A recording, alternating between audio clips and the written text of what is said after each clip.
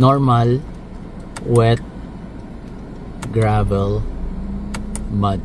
Mga presets ng ano niya, equalizer niya. So, 'di ba nga meron tong 8 speaker na Yamaha. Maganda, nakikita mo yung angle. So, may tilt angle. Ito kasi may nakalagay adventurous. Ang lambot ng manibela, naka full stop tayo, hindi pa tayo tumatakbo.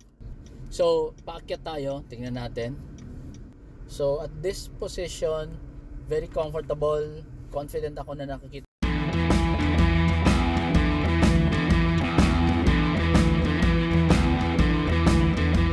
Hey guys, welcome back to Team D TV. Today we are going to check the newly launched all-new Mitsubishi X-Force. The first time I saw this car in person 2 weeks ago, my first impression was, wow, Mitsubishi has stepped up. Mitsubishi has responded to the Chinese competition that we all know are very stylish in exterior design and very generous in interior creature comfort and technology. In fact, if you look at the current lineup of Mitsubishi models in the Philippines, the X-Force stands out. It has the X factor, indeed a disturbance of the force, as Mitsubishi calls it. Let's start with the basic and important information first. The X-Force comes in 2 variants. The GT, as we are familiar with Mitsubishi models, is the top of the line and is priced at 1,581,000 pesos. The second variant is the GLS, which is priced at 1,367,000 pesos. Available colors are the energetic yellow metallic, quartz white pearl, graphite gray metallic, and blade silver metallic. They all have black roof. Both variants have the same 1.5-liter gas engine with MIVEC with a maximum power of 105 PS and 141 Nm of torque, mated with a CVT with a unique set of drive modes that I will show you later. To those who might be comparing the X-Force against our recent review of the Kia Sonet, the X-Force is longer, wider, but lower by 7 mm in ground clearance. The X-Force is also heavier by 145 kilograms. They are not of the same category after all. The X-Force is a compact SUV while the Sonet is in the subcompact category. The front has a very striking fascia with Mitsubishi's signature T-shaped headlamps and new generation dynamic shield. The fog lamps are subdued, or should I say hidden, here at the very bottom of the bumper. Park light and DRL. Headlight, low beam, high beam and flasher, fog light, hazard lights.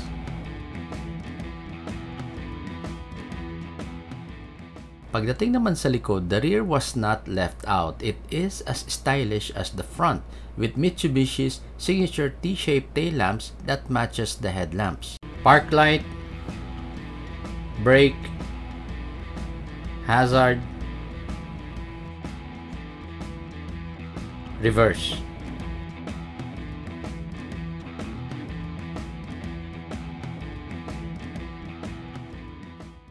Wheel size for both variants are the same, 225/50/18, and disc brakes on all 4 wheels. Yes, for both variants. Front suspension is MacPherson strut with coil spring and stabilizer. That I expect to be on the stiff side. While at the rear, you have torsion beam, and in my experience, it's soft and comfy.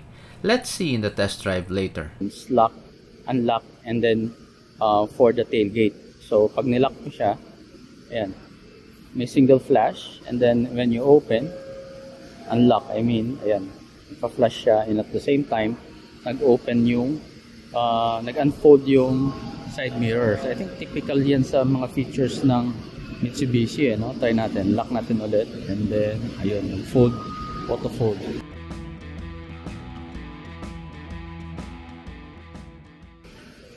So naka-horizontal yung orientation ng engine, meaning front wheel drive siya.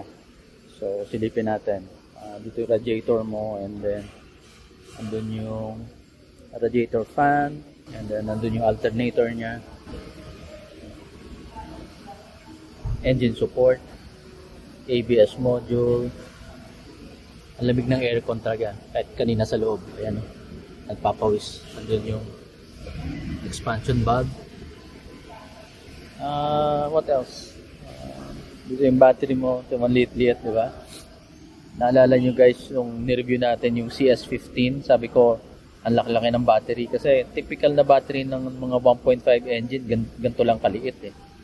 Naalala ko lang yung sa CS15 ng laki-laki. Doble ng size nito. So anyway, ito yung air intake niya. Papunta dito sa air filter box. And then ayun, papunta dun sa engine. And what else? Pag gusto nyo makita. Fuse box, brake fluid. Ayan. Alright. So pagdating naman dito sa door, meron siyang lock and unlock button. So as long as dala mo yung key fob, pinutin siya, then unlock. Tara, pasok tayo sa loob. This is the top of the line GT variant. It has ambient lighting, black leather seats with brown trim. The GLS gets a black and gray fabric. Both the GT and GLS have manual adjustable driver and passenger seats.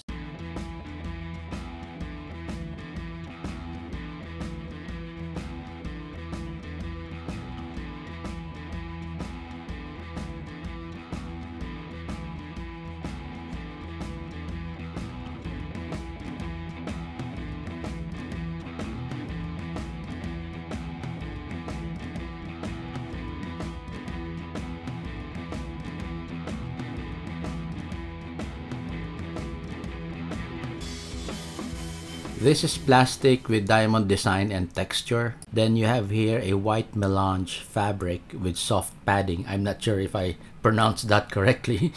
Aluminum finish door handle. Black piano finish accent around the power window and power side mirror controls. Driver window is auto up and down. The door handle here is wrapped in brown leather, matching the trim of the leather seats. Down here you have a bottle holder and some storage space. Then here you will find one of the 8 Yamaha speakers. These premium Yamaha speakers is one of the highlights of the Mitsubishi X-Force. Going up here, maganda yung design ng aircon vent, kahubig ng itsura niya sa labas. And then meron ka dito maliit na storage, pang-adjust ng level ng headlight, button to open the tailgate. And then dito naman sa taas, sa dashboard, andito yung another Yamaha speaker. I think Twitter to. And then ayan, continuation ng cloth na design dito. And then papunta sa dashboard, well, kapansit-pansin itong malaking, parang integrated, parang akala mo one piece, nilagyan nila dito ng isang frame. Now actually naka-recede yung instrument cluster, so nakalubog siya. From outside, pagpasok mo akala mo one big piece sila, pero dito yung dashboard parang irrelevant na kung leather man siya or plastic. Bakit? Kasi pag ito pag naka-sitting position ka na dito, driver position ka na, or even yung katabi mong passenger dito, hindi mo na masyadong mafe-feel actually yung material dito kasi natatakpan na nitong instrument cluster, which is mukhang okay naman, maganda. Kasi actually pag tinignan ko rito, parang parang diretso na siya. Yung view mo from here, yun na rin yung edge nung dashboard I guess yung ibig kong sabihin. So parang irrelevant na kung ano to. And ayun na nga, continuation dun itong cloth material all the way doon sa passenger side. And meron kang maliit na storage space dito na meron ding ambient lighting. If napapansin nyo guys, ayan, meron siyang ambient lighting na color blue. And then meron din dito sa driver's side. Ayan. Yung size naman ng steering wheel niya, napansin ko medyo maliit kumpara dun sa kaka-review lang natin na CS15. Parang ito para sa akin sakto lang. Hindi masyadong malaki, hindi rin masyadong maliit. And maganda rin yung feel. Mas mafe-feel mo yung grip dito. This is yung material niya, parang rubber na leather. So maganda ang grip. Medyo sporty, hindi madulas. And of course, andyan yung mga controls mo for your audio and for your phone. And ayan, a black piano finish. Okay, and then pababa dito, andyan yung dalawa mong aircon vent, and then the hazard button, and andyan yung AC controls mo. Dual zone pala to, merong left and right. Okay, so dual zone siya. And then you have your physical buttons here.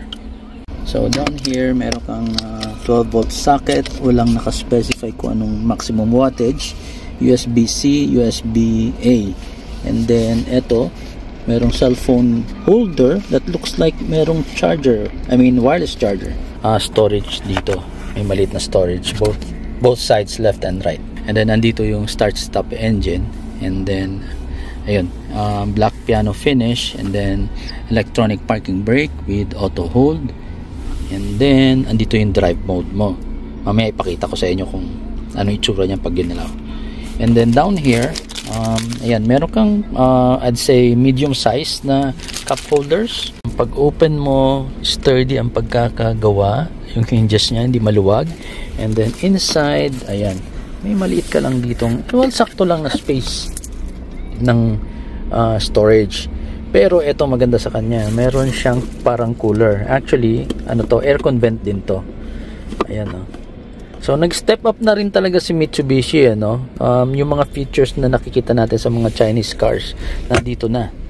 Dito naman sa taas, as you guys know, bias ako pagka color black talaga yung headliner. Gusto ko pag black. Sun visor niya, tingnan natin kung may ilaw. Ayun, meron. So may vanity mirror and may LED. Nice. Sa kabila, ganun din, vanity mirror and LED. And then dito meron kang storage for your sunglasses or your eyewear, tapos map lamp. Ayan. Okay, pakita ko lang sa inyo yung drive mode. So pag pinindot mo to, normal, wet, gravel, mud. Okay, pakita ko lang sa inyo yung mga presets ng ano niya, equalizer niya. So, di ba nga meron tong 8 speaker na Yamaha, and ayan, so let's say pili natin na FM lang. Meron ka ditong sound settings, and then sa sound settings, ayan, meron kang sound type.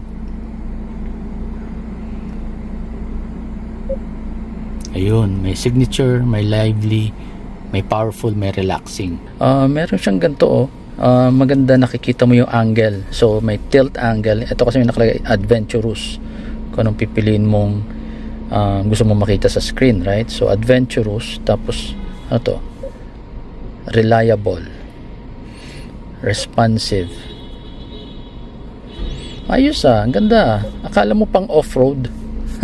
Dito sa adventurous, makikita mo yung angle nung sasakyan, kung ano yung angle, yung position niya, naka-tilt pa siya sideways, or doon naman sa front kung nakatingala siya or nakababa.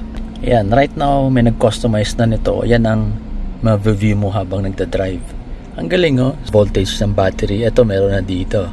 And then nandyan yung clock mo, and then may overall score ng driving. Ayan, galing, oh. Ayan, iba-ibang view. Nice.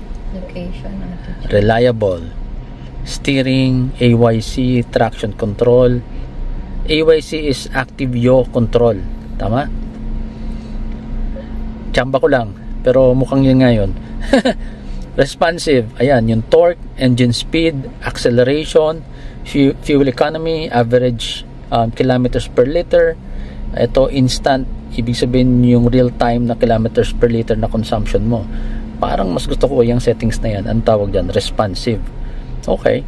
Driving score, meron siyang ano to, acceleration, steering, and brake. Galing. Okay, kung ako, gusto ko to.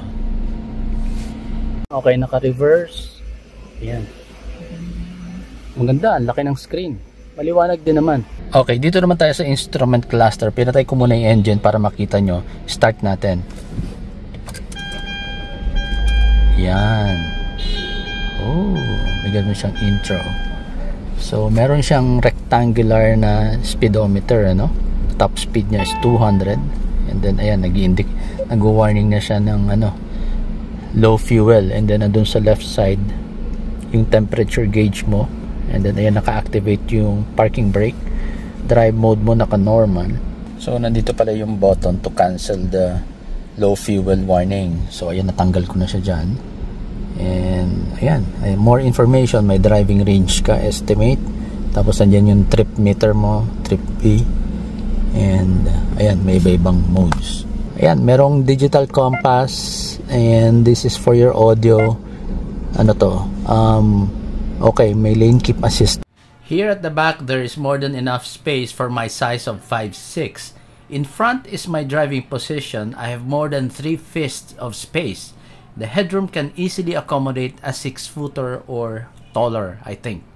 A third passenger in the center can sit comfortably. There's a big space on the floor that I can easily fit my big shoes. I think 3 passengers of my size or even a little bigger can comfortably sit here even on long road trips. The backrest is split into 40-20-40. If there's only 2 of you, you can pull down the center and use it as armrests, and then there's a pair of cup holders for your drinks. With this setup, pwede mo rin gamitin, for example, you bought a TV, pwede mo ilusot dito, di ba? And guess what? With all that space that I just showed you, the backrest pala can still be reclined. Pwede ka na mag-slouch and matulog. And you can also fold this forward if you need more cargo space. Here at the trunk, the floor has 2 levels. You can lift it up if needed. And then there's your spare donut tire. On the right is your tool kit. And there's the tire wrench and the scissors type jack. I don't know what the exact volume of the trunk space is, but I think maluwag siya. I tried to fit our backpack and tripod under the trunk floor. Nagkasya. So kapag tinakpan ko yan, I still have a lot of room sa ibabaw.